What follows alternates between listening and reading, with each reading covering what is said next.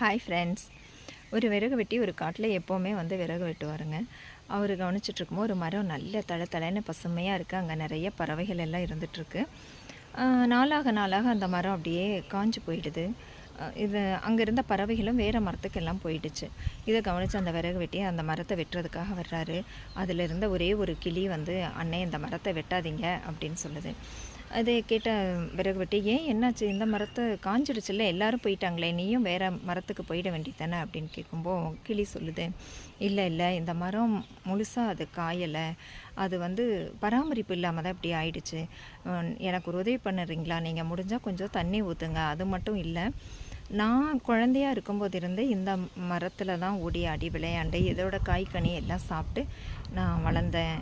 இது கொஞ்சம் சரியில்லை, பட்டு போகிற மாதிரி இருக்குது சொன்ன உடனே வேறு மரத்துக்கு போனால் அது செய்நன்றி மறக்கிற மாதிரி இருக்கும். அதனால் நீங்கள் இதுக்கு கொஞ்சம் தண்ணி மட்டும் ஊற்றி கொடுத்து எனக்கு பண்ணினா போதும். இன்னும் ஒரு மாதத்தில் மழை வர ஆரம்பிச்சிரும்.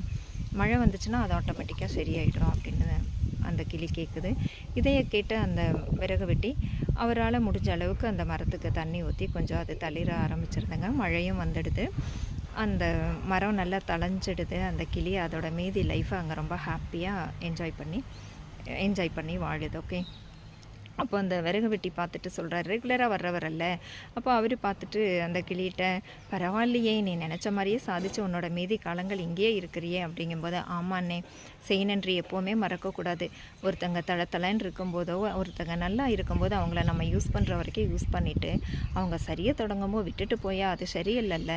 அது காரணம் தான் நான் இங்கேயே இருந்து இந்த மரத்தை தளிர வச்சு இப்போது எனக்கு ரொம்ப மனசு நிம்மதியாக இருக்குது அப்படின்னு சொல்லுது.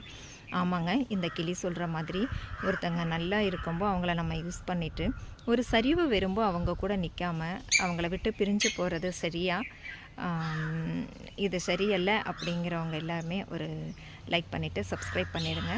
இந்த கிளியை யாருக்கெல்லாம் பிடிச்சிருக்கோ அவங்களாம் கமெண்ட்ஸில் ஒரு கமெண்ட் கொடுங்க. Thank you friends.